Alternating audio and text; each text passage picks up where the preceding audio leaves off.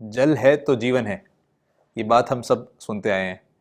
और आज के आधुनिक युग में जिस तरह से जनसंख्या बढ़ चुकी है, जिस तरह से वो अधिक जनसंख्या शहरों की ओर आ रही है और हमारा उपभोग बढ़ता जा रहा है, तो जल और प्रकृति के सभी रिसोर्सेज का कंजम्पशन मनुष्य की ओर से बढ़ता जा रहा है।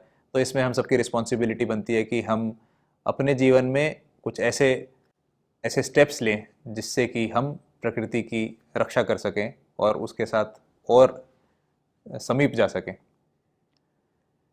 जल के बिना ना शहर चल सकते हैं, ना गाड़ियाँ चल सकती हैं, ना बिजली आ सकती है। हर हर वस्तु जिसका आज हम प्रयोग करते हैं उसका जल से संबंध है।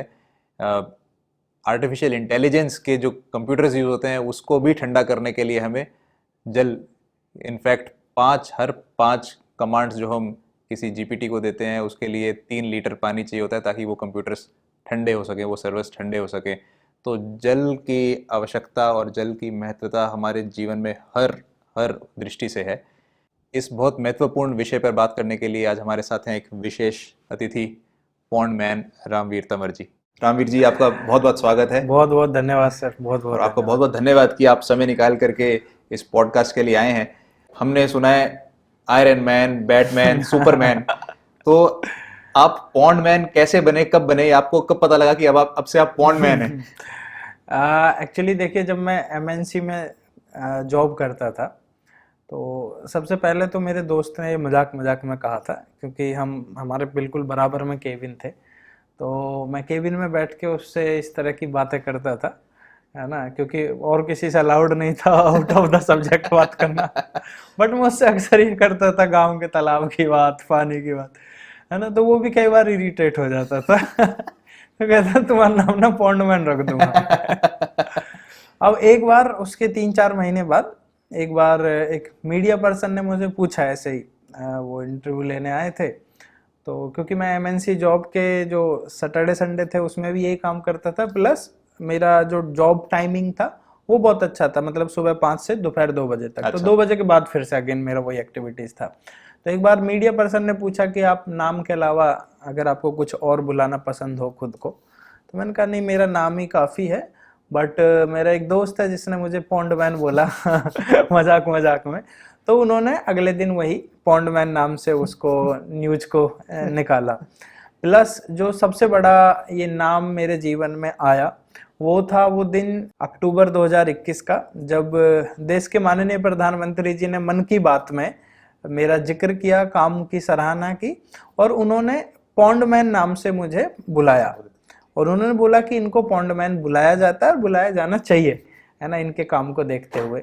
तो उस दिन के बाद से, पहले सिर्फ ये पॉन्डमैन था, लेकिन उस दिन के बाद से पॉन्डमैन ऑफ इंडिया हो गया, क्योंकि इसकी सराहना की थी प्राइम मिनिस्टर ऑफ इंडिया ने। तो ये था, और उसके बाद से खुद मुझे भी अच्छा लगने लगा। है किसी ना। को क्या पता लगता है कि जो छेड़छाड़ में दोस्त हमें कह रहा है वो हमारा वो नाम बिल्कुल सीधा बिल्कुल बिल्कुल। प्रधानमंत्री जी से ही सुनने को मिले। पर ये आपके जीवन में कब से हुआ कि आपको बचपन से ही रुचि थी कि प्रकृति के लिए, जल के लिए कुछ करना है? कब ऐसा होने लगा? कि आप बता रहे हैं कि आप जॉब के साथ साथ वीकेंड्स पे भी और शाम में भी बिल्कुल बिल्कुल प्रकृति के साथ कुछ ना कुछ काम करते रहते थे। बिल्कुल तो बिल्कुल। ये कैसे शुरुआत हुई? दरअसल देखिए, इसकी शुरुआत बिल्कुल तालाबों से नहीं हुई थी, और तालाबों का कोई उस समय पे दिमाग में था भी नहीं कि तालाबों पे काम करना है। बट ये क्या था कि जब मैंने कॉलेज शुरू किया, है ना, तो उस समय पे, उससे पहले तो ये था कि 12th क्लास तक, 10th क्लास तक हमारे घर में गाय भैंसें थी। तो मैं भैंसों को जंगल चराने ले जाता था, और उनको वहीं तालाब में, जिनको यहाँ जोहड़ भी कहते हैं, तो जोहड़ में, तालाब में या गांव की नहर में ही उनको नहलाना भी होता था। तो आप एक बार जब जंगल जा रहे हैं तब उनको ले जाएंगे, थोड़ी देर नहर में लेटा के, और जब वापस लाएंगे तो पानी पिला के आएंगे, ताकि डायरेक्ट उनका, क्योंकि वो जब खेतों में रहती है तो कीचड़ में लेटती है इसमें, तो जब आती हैं घर तो एक बार नहर में तो साफ हो जाती है, ताकि दूध निकालने में जो है प्रॉब्लम ना हो। तो वो था। अब जब मैं वहां उन मान लो नहर क्रॉस करनी है, तो क्योंकि मैं ये अपने 4th या 5th क्लास से कर रहा अच्छा। था, है ना। तो 4th 5th क्लास में तो मुझे तैरना भी नहीं आता था, बहुत छोटा बच्चा था मैं, है ना। बट घर की जिम्मेदारी थी, सब लोग यही काम करते थे। तो उस समय पे क्या था, नहर क्रॉस करनी होती थी तो मैं भैंस की पूंछ पकड़ लेता था, भैंस क्रॉस करती थी, मैं भी क्रॉस कर जैसे जाता हम था। लोग फ्लोटिंग में, स्विमिंग पूल में फ्लोटर सेम लेते थिंग, हैं। सेम थिंग, हाँ। तो वो करते करते मुझे भी तैरना आ गया। बट जब मैं यहाँ पे कॉलेज में पहुंचा, बाय द वे मैं ही पहला ऐसा सदस्य था अपने घर का जो कॉलेज जिसने अच्छा। देखा, है ना। तो अब घर वालों को मतलब ये समझाना थोड़ा मुश्किल होता था कि कॉलेज की फीस के अलावा भी और भी खर्चे होते हैं कॉलेज में, है ना। आपको पार्टी करनी है, आपको पेट्रोल के पैसे चाहिए। तो मैंने क्या सोचा कि मैं एक साइड में ट्यूशन सेंटर चला लेता हूँ, ठीक। अपने कॉलेज के बाद अपना वो पढ़ाऊंगा और उससे क्या है, मेरे खर्चे पॉकेट मनी आ जाया करेगी। तो जब हम पॉकेट मनी के लिए मैं अपने घर पे ट्यूशन पढ़ा रहा था, तो एक दिन ऐसे बच्चों के साथ डिस्कशन होना शुरू हुआ इसी सब टॉपिक पे। तो डिस्कशन का जो उद्देश्य था वो ये था कि क्या जो हम स्कूल में पढ़ रहे हैं वो हमारे डेली लाइफ में कुछ उसका एप्लीकेबल है। यूज है कि नहीं है ना। शुरू तो हुआ था वो साइन थीटा कॉस थीटा से, है ना कि, है ना, वो भैया बोलते थे सारे कि भैया पूरे दिन आप sine theta cos theta tan theta, हमें ना अभी जाके हमें भी भैंस निलानी है ना, हमें भी घर का काम करना है, तो कहीं हमने यूज नहीं देखा इन चीजों का, है ना। और ये बात होते होते एनवायरमेंटल स्टडीज पे पहुंच गई, है ठीक ना, है। कि भाई ये सब वैसे ही स्कूल के बच्चे थे। ये सब स्कूल के ठीक बच्चे है। थे। वैसे ईवीएस सब्जेक्ट है, हमें पूरे दिन क्लास में पकाया जाता है ना, कि जल संरक्षण है, ये है, लेकिन हमें तो नहीं लगता कि घर पे उसका कोई यूज, हम जैसे पहले रहते थे वैसे ही अब भी रहते हैं। तो तब मेरे दिमाग में आया कि हाँ, सच में जो हम पढ़ाई कर रहे हैं, चाहे वो कोई भी है, ईवीएस है, एनवायरमेंट है, वो हम सिर्फ अच्छे मार्क्स लाने के लिए पढ़ रहे हैं। हम ईवीएस सब्जेक्ट को इसलिए नहीं पढ़ रहे हैं कि हम ईवीएस पढ़ के हमें घर पे कुछ चेंज करना है, समाज में कुछ चेंज करना है, गांव में कुछ चेंज करना नहीं। हमें सिर्फ वो लास्ट प्रायोरिटी का एक सब्जेक्ट है जो कि लास्ट में सिर्फ हमें पास करना है ना, जिसकी हमें अच्छे मार्क्स चाहिए, तो हमें रटते हैं उसको, कैसे एप्लीकेबल है उससे हमें कोई लेना देना नहीं। तो हमने डिसाइड किया कि चलो हम पहला अपना बैच बनाते हैं ऐसा कि जो एप्लीकेबल हो हमारी लाइफ में। हम इसके बारे में अपने पेरेंट्स को भी बताते हैं। तो हमने क्या किया, वो अपने हाथ से पोस्टर बैनर बनाना शुरू किया और सैटरडे संडे में वो दीवार पे चिपका के आते थे उसको। देखो, गांव में सबको पता होता है किसके घर से कितना ज्यादा पानी बर्बाद होता है ना, तो ज्यादा जो पानी सब बर्बाद दिख रहा है करता वहाँ था उसके घर के सामने वो चिपका के पोस्टर भागे लगा आते देते। थे, है ना। ठीक है। तो लोग गाली भी देते थे, है ना, कि भाई ये क्या बदतमीजी है ना, मैं ही थोड़ी ना बर्बाद करता हूँ, है ना, सब बर्बाद करता है। तो हमारा वो एक तरह से खेल खेल की एक्टिविटी थी और वो हमने जारी रखा। तब आप स्वयं कॉलेज में थे? मैं खुद कॉलेज में था, ठीक है। लास्ट ईयर में था उस ठीक समय है। पे मैं। लेकिन ये थोड़ा ग्रो हुआ, है ना, ग्रो होके हमने सोचा कि भाई ऐसे नहीं चलेगा। हम एक प्रभात फेरी निकालने लगे, सुबह सुबह गांव में चक्कर लगाते थे। फिर उसके बाद हमने ये किया कि हम एक जगह पे गांव वालों को बुलाते हैं, सबको, अपने यार दोस्तों को, वहां पे डिस्कस करते हैं ये बात को। तो जब वहां पे हमने डिस्कस किया तब हमें दिमाग में आया कि इसका कुछ नाम होना चाहिए, है ना। तो हमने उसका नाम रखा जल चौपाल, यानी पानी के बारे में हम बात कर रहे हैं, जी। है ना। तो जल चौपाल था, जल चौपाल के बारे में वहाँ के डिस्ट्रिक्ट मजिस्ट्रेट को पता चला उस समय में जो तैनात थे, उन्होंने फिर हमें बुलाया, प्रशंसा की, एक दो बार वो भी आए।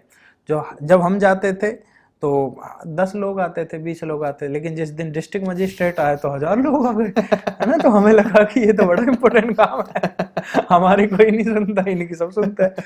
तो उसके बाद से उन्होंने हमें सराहना की, तो हमें दूसरे गाँव में बुलाया जाने लगा। तो वो था कि उसकी इस तरह से ग्रेजुअली शुरुआत हुई। फिर हमें लगा कि awareness is not enough, we should start something on the ground, है ना। तो हमने फिर जब हमने कॉलेज पास आउट कर लिया, हम एमएनसी में जा चुके थे, तो जो सोशल मीडिया से दोस्त बने उनको बुलाया और तालाब के आसपास की घास छीलना शुरू किया, है ना। हमें नहीं पता था सच में तालाब रिस्टोरेशन क्या होता है, क्योंकि हम मैकेनिकल के छात्र थे, इंजीनियर। बट हमको ये पता था कि तालाब के चारों तरफ जो है कुछ साफ करने से कुछ तो भला होगा।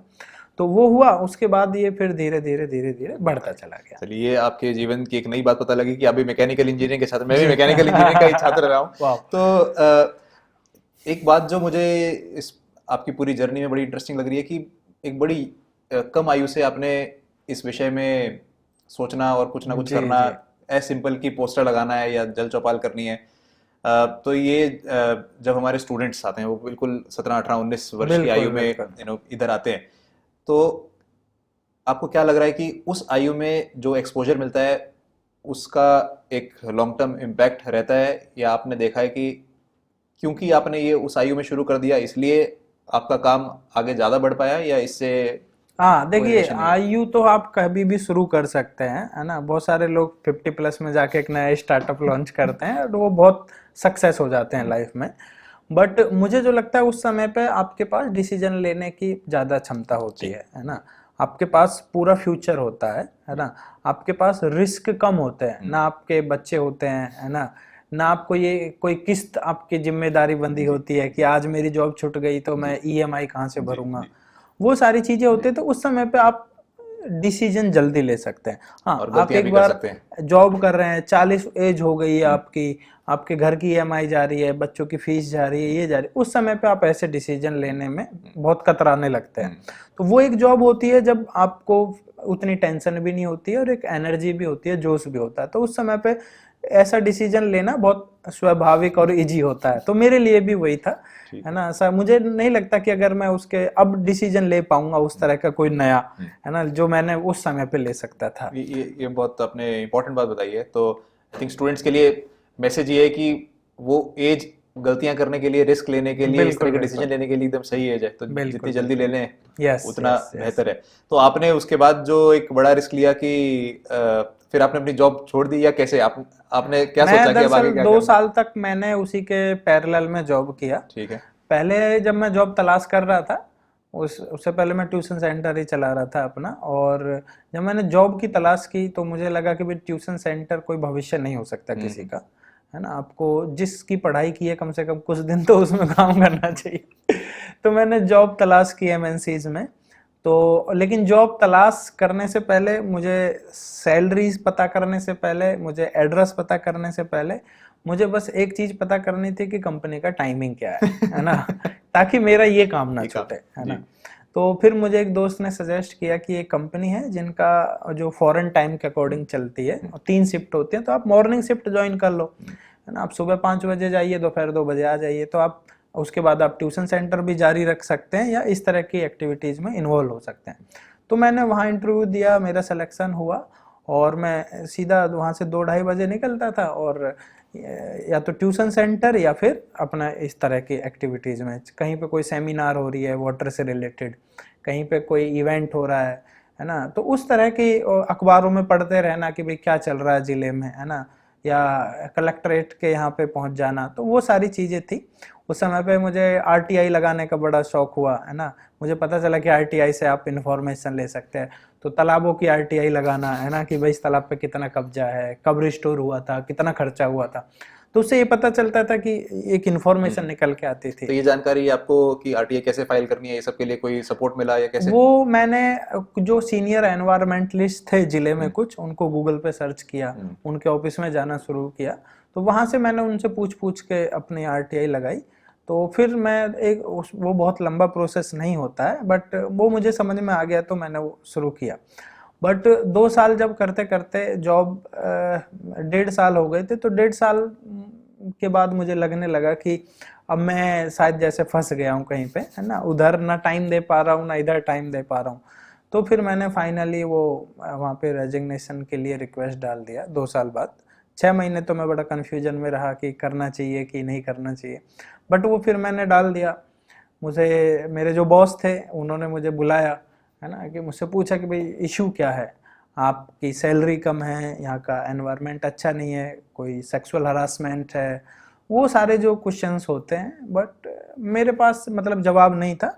मैंने उनको बोला कि बस एक ही रीजन है, मुझे कुछ और करना है या मेरा ये करने का मन नहीं करता है। तो उन्होंने कहा कि भाई ऐसा तो ऑप्शन नहीं है रिजाइनेशन लेटर में कि मेरा मन नहीं करता। आपको कुछ तो टिक करना पड़ेगा। तो उन्होंने कहा मन की सर देखो, अब इसमें से है ही नहीं ऑप्शन, तो मैं टिक क्या करूं। मेरी एचआर ने भी बोला कि आपको टिक करना पड़ेगा, तो मैंने कहा नहीं करना मुझे कोई भी टिक इसमें से, है ना। मेरा इसमें से कोई रीजन नहीं है, मेरा बस रीजन ये है कि मेरा ये करने का मन नहीं करता और मैं कुछ और करूंगा। तो बॉस ने कहा ठीक है भाई। तो वहां से मैं निकल आया। बट मुझे अगले दिन का भी मुझे नहीं पता था, है ना, कि अगले दिन क्या करूंगा मैं। तो मैंने अपना फिर से जाके बच्चों को बुलाया, है ना, क्योंकि सस्टेनेबिलिटी एक जरूरी थी, है ना। तो 3-4 महीने तो वो जो सैलरी से पॉकेट मनी थी वो अच्छी निकल गई थी, है ना, 3-4 में। तो 3-4 महीने में मैं खूब घूमा, है ना। मैं साउथ इंडिया गया, अच्छा। मैं नॉर्थ इंडिया, मतलब जितना घूम सकता था मैं जितनी सेमिनार्स अटेंड कर सकता था प्रकृति से संबंधित सारी चीज़ें मैं गया। मैं डेली मेट्रो से जाता था और जाके ये इंडिया हैबिटेट सेंटर हो गया, कन्वेंशन ये हो गया, तो सारी चीज़ों में कुछ ना कुछ वहाँ चलता रहता था, तो वहाँ जाके मैं बैठता था, ऐसे चुपचाप सुनता था।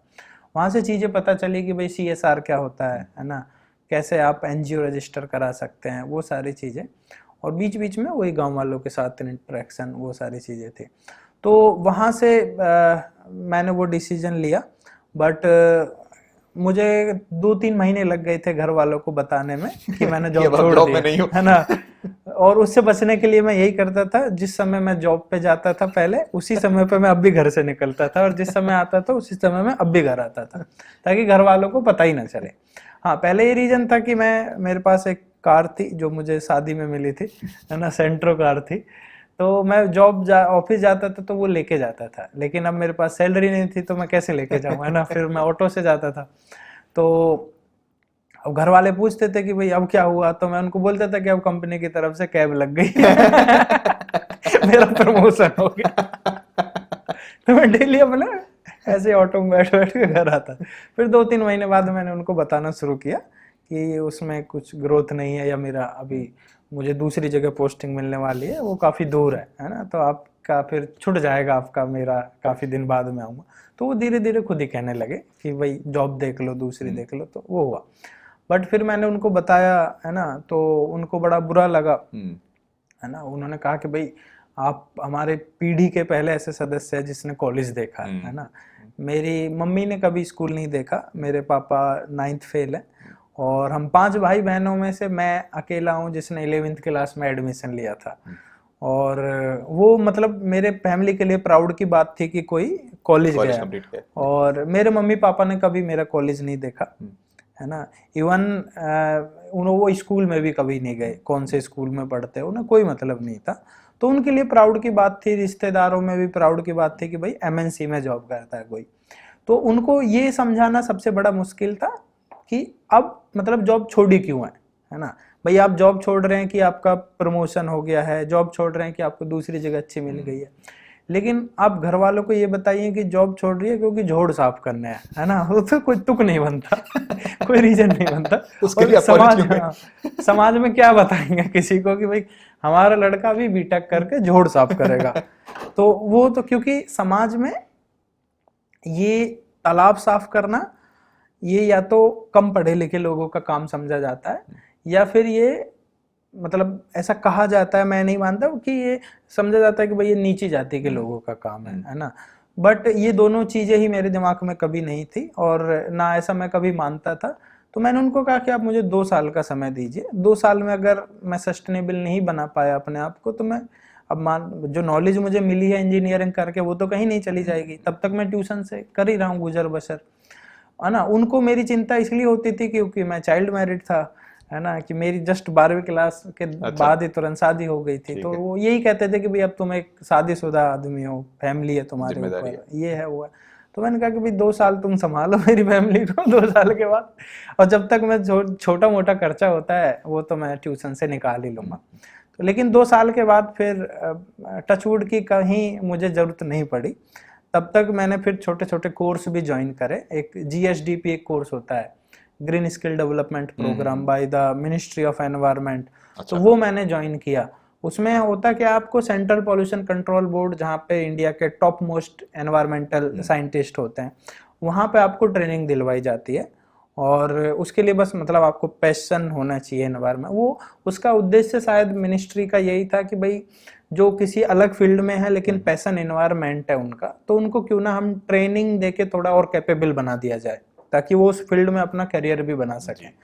तो वहाँ मैंने इंटरव्यूज दिए, मैंने 2-3 महीने कोर्स किया वहाँ पे, मुझे अच्छी नॉलेज हुई वहाँ से, क्योंकि मैं सीधा साइंटिस्ट लोगों की गाइडेंस में वो कर रहा था।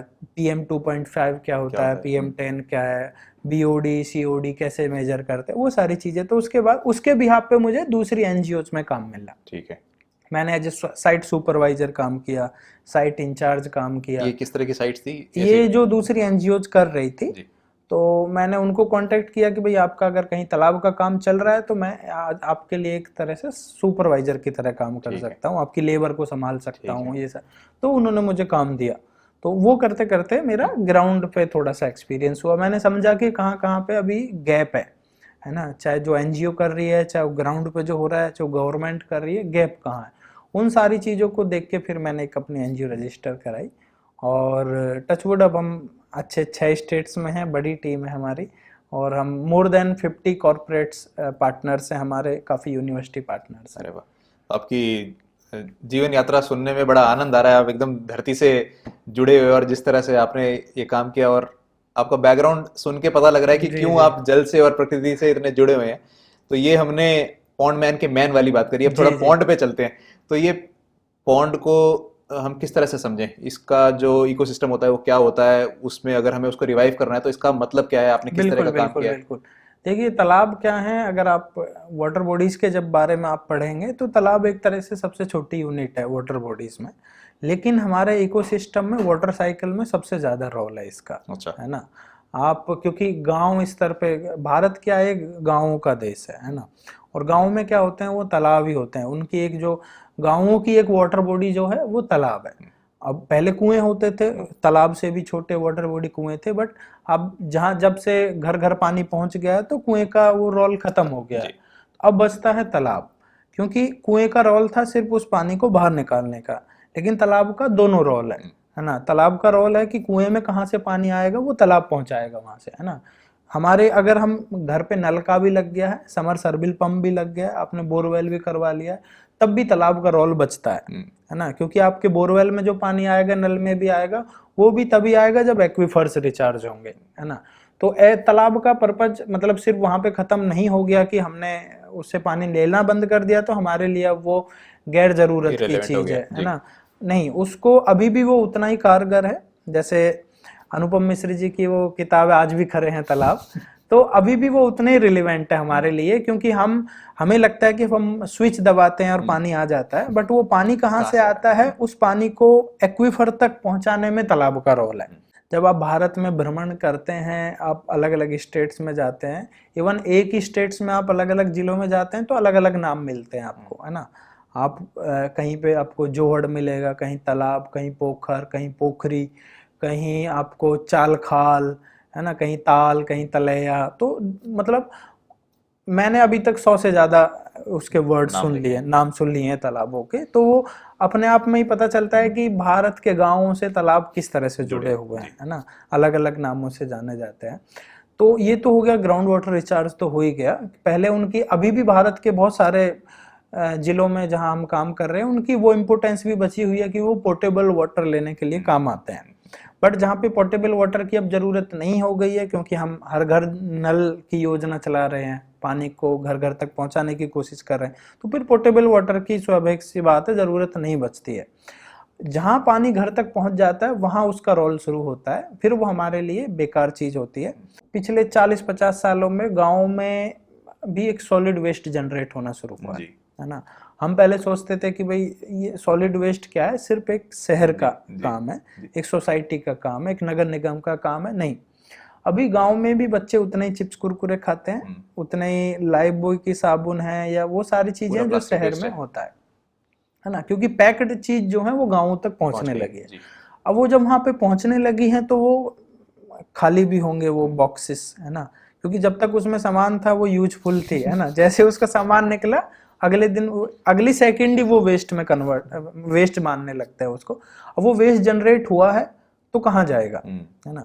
जो ऑर्गेनिक वेस्ट था वो तो लोगों ने अपना बुग्गी में डाला, ट्रॉली में डाला, खेत में जाकर डाल दिया, वो कंपोस्ट है। लेकिन उसको तो नहीं डालेंगे वो, है ना, क्योंकि वो तो गलने वाला नहीं है। अब वो जाए कहाँ? गाँव में ना तो ऐसा कोई लैंडफिल साइट होती है ना आपके गांव में कोई ऐसी गाड़ी आती है आपको भर के, है ना, कि वो उसको ले जाएगी। गाँव तक तो अभी तक पहुंची नहीं थी ये सारी चीजें। अब गांव में 4-5 चीजें कॉमन प्रॉपर्टी होती है, पब्लिक प्रॉपर्टी होती है। क्या? ये स्कूल हो गया, सबका स्कूल है। मंदिर हो गया, सबका मंदिर है। मस्जिद हो गया, गुरुद्वारा हो गया, शमशान घाट हो गया, कब्रिस्तान हो गया, और फिर बचता है तालाब। तालाब सबका है।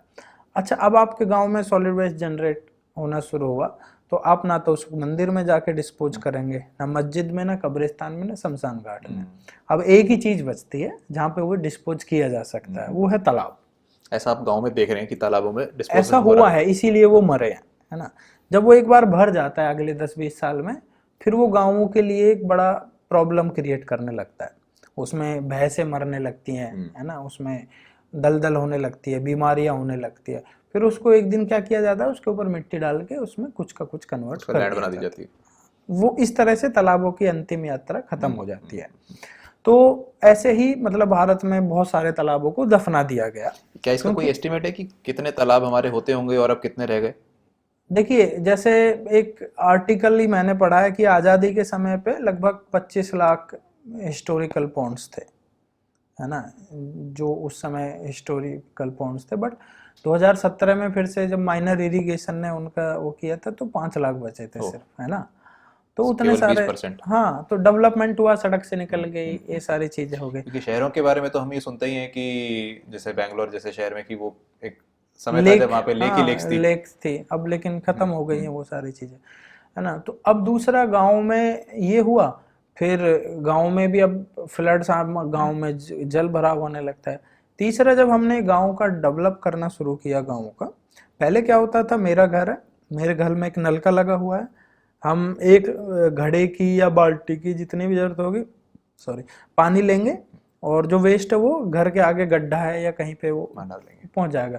तालाबों तक सिर्फ रेन वाटर पहुंचता था वो, क्योंकि बनाए उसी उद्देश्य के लिए थे। बट अभी क्या है कि पानी ज्यादा निकलने लगता है जब स्विच दबाते हैं, हर घर से उतना। हमारे घर में अब वो शौचालय बनने लगे हैं, उससे भी वेस्ट निकलेगा, है ना। वो सारी चीजें अब कहाँ जाएंगी? तो वो ओपन नाली बनी, और सारी, क्योंकि तालाब पहले से ऐसे बनाए थे कि बारिश में कहीं भी गांव में बारिश होगी वो वहाँ बह पहुंच के जाएगा। तालाब में पहुंचेगा। अब जब वेस्ट वाटर निकल रहा है तो ऑटोमेटिकली वो भी वहीं वहीं पे जाएगा। पहुंचेगा। तो वो दोनों हुए, सॉलिड वो वेस्ट मिक्स हो हुआ, गए। लिक्विड वेस्ट हुआ, दोनों जाके मिक्स हुए और वो खत्म हो गए।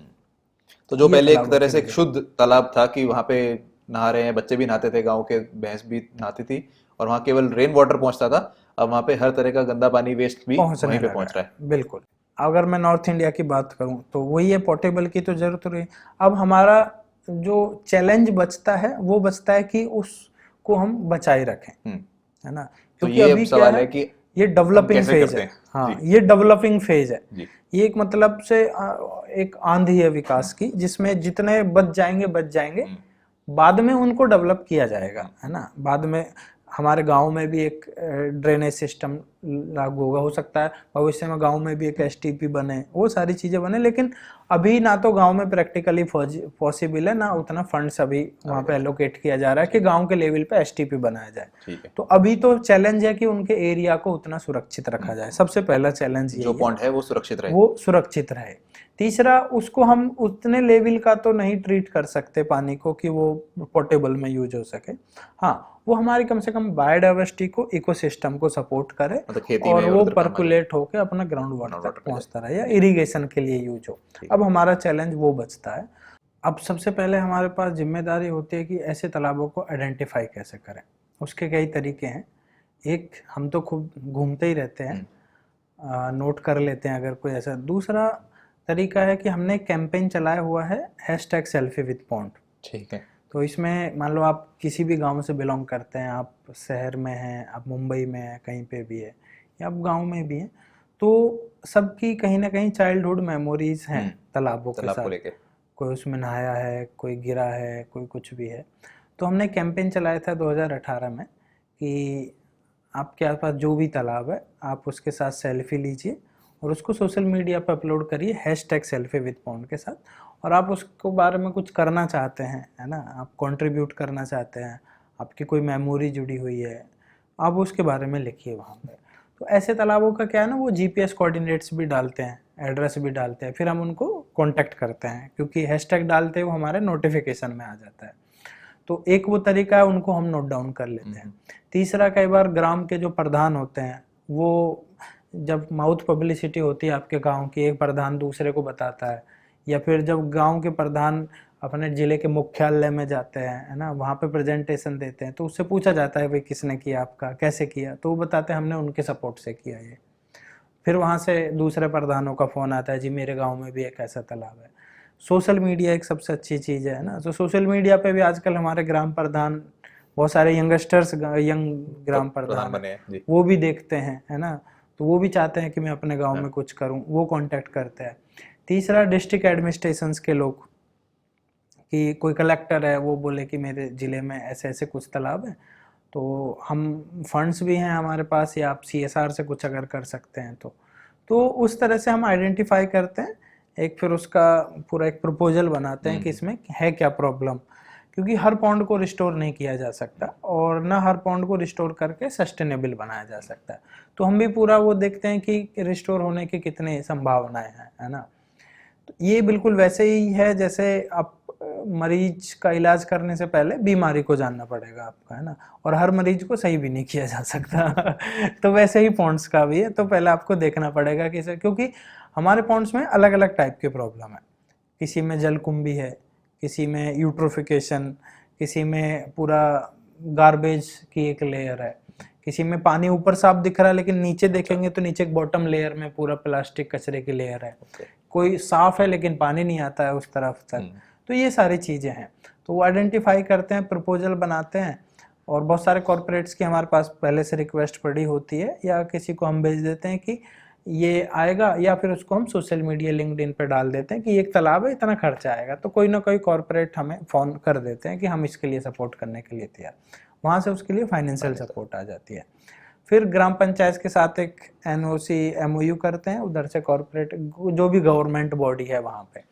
तो सबसे पहले मान लो उसमें वाटर हाइसिंथ है, तो वाटर हाइसिंथ को मैनुअल प्लस मशीनरी की हेल्प से बाहर निकालते हैं, उसको एक स्पेस पे डालते हैं, गड्ढे में उसको भर देते हैं, उसमें थोड़ा गोबर डालते हैं ताकि वो कंपोस्ट में कन्वर्ट हो जाए। फिर बचता है जो उसमें प्लास्टिक वेस्ट और वो बचा, उसके लिए हमने क्या, कुछ वेंडर से हमने टाइप किया हुआ है जिनके अच्छे अच्छे स्टार्टअप्स हैं, जो प्लास्टिक को किसी न किसी चीज़ में कन्वर्ट कर देते हैं। वो पूरा उठा के जितना हमसे रिसाइकल हो पाता है, क्योंकि उसमें माइक्रो प्लास्टिक भी है, उसको हमारे पास ऐसा कोई सिस्टम नहीं है कि उसको हम निकाल सकें। जितना हमसे सेग्रीगेट हो पाता है वो इकट्ठा करते हैं, उनकी गाड़ी में रख देते हैं। उसके बदले में वो हमें या तो ट्री गार्ड्स दे देते हैं प्लास्टिक वाले, या बेंचेस दे देते हैं। ठीक है। वो हमारा एक तरह से उनके साथ एक एमओयू साइन होता है। फिर बचा वो, तो उसमें ऑर्गेनिक वेस्ट होता है, ऑर्गेनिक वेस्ट खेतों में चला जाता है ना वो, या जो बचता है वो चारों तरफ उसके बंड में काम आ जाता है। फिर देखते हैं कि तालाब में पानी आ किधर से रहा है ना, कि एक तरफ से गंदा पानी आता है, उसी की वजह से वो बर्बाद भी हुआ है। उसको हम क्या है वहाँ पे 2 या 3 पार्ट्स में उसको डिवाइड कर देते हैं तालाब को, ताकि 2 हिस्सों में या एक हिस्से में गंदा रहे और कम से कम 80% तालाब हमारा साफ रहे। क्योंकि अब जो बार बार आएगा कचरा आएगा, उसको हमें छोटा हिस्सा सिर्फ क्लीन करना पड़ेगा, और उस पूरे पार्ट्स को हम एक्वेटिक प्लांट से भर देते हैं। ओके। उसमें कुछ पत्थर, कुछ एक्वेटिक प्लांट, कुछ चैम्बर वहाँ पे बनाते हैं। वो एक तरीके से एक मैनुअल एसटीपी है ना, क्योंकि एसटीपी का रोल भी वही है, सेडिमेंटेशन वहाँ पे होता है, कोगुलेशन, फ्लोकुलेशन, वो सारी चीज़ें होते हैं, वही हम उसमें भी कर रहे हैं। और उसमें एक्वेटिक प्लांट लगते हैं ताकि वो पानी को ट्रीट भी करते रहें थोड़ा थोड़ा। बाकी फिर जो पानी उसमें बचता है तालाब में, बारिश का पानी और इधर से जो ट्रीट होके जो जाता है, उसके लिए हम फिर एक्वाकल्चर सॉल्यूशन अपनाते हैं। उसमें कुछ इस तरह की फिशेस ऐड करते हैं, है ना, जैसे ग्रास कार फिश हो गई, कतला हो गई, ये सारी चीज़ें जो ऑर्गेनिक वेस्ट जिनका खाना होता है, प्लस अगर उसमें कोई वीड आएगी तो वो ग्रास कार्प खा जाएगी। उस तरह के एनवायरनमेंट में वो फिशेस रह लेती हैं वो, है ना। तो वो क्या करते हैं, उसको ट्रीट करती रहते हैं वहाँ पे।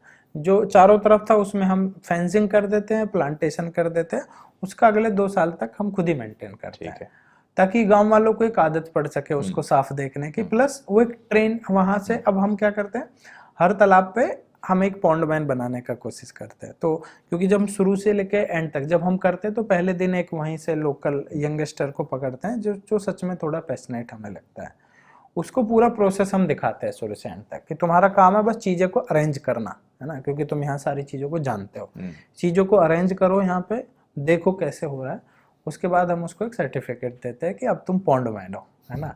अब उसके उस एरिया में कोई भी पॉन्ड रिस्टोर होता है तो अब हमें जाने की जरूरत नहीं है, हम उसको बोलेंगे कि भाई वो वाला पॉन्ड रिस्टोर होना है, अब से तुम्हारी जिम्मेदारी, उसको पूरा पता चल चुका होता है। तो इस तरह से क्या है, क्योंकि हमें भी पता है, हम एक अकेला पॉन्डमैन कितना कर लेगा, है ना, 100 कर लेगा लाइफ में, 200 कर लेगा, 300 कर लेगा, उससे ज़्यादा नहीं होती हैं चीज़ें।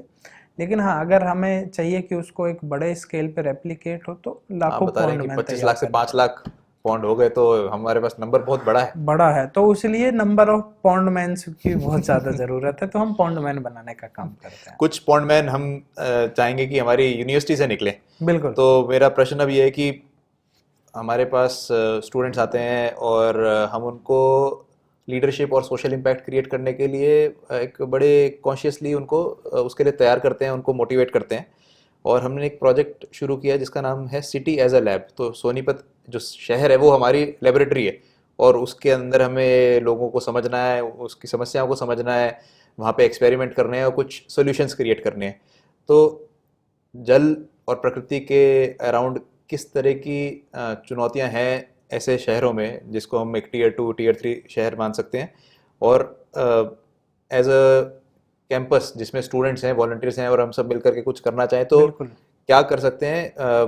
कोई एग्जिस्टिंग पॉन्ड को हमें आइडेंटिफाई करना चाहिए, उसको रिस्टोर करना चाहिए, या नया पॉन्ड क्रिएट किया जा सकता है, और बच्चों को किस तरह की गाइडेंस और टेक्निकल नॉलेज की आवश्यकता इसमें रहेगी। हाँ बिल्कुल, देखिए उसके लिए क्या है ना, क्योंकि सारे स्टूडेंट्स तो इन सारी चीज़ों में इंटरेस्ट नहीं दिखाते हैं, है ना, लेकिन कुछ होते हैं और जिनका थोड़ा सा इंटरेस्ट, अगर उनके साथ मेहनत की जाए, उनको एक अपॉर्चुनिटी दे, तो they can do a lot. तो हम उनको आइडेंटिफाई कर सकते हैं, भाई इंटरेस्ट दिखा सकते हैं कि हमारा ये प्रोग्राम है। अगर हाँ स्पेशली इसी का कोर्स है फिर तो सबको करना ही पड़ेगा, है ना।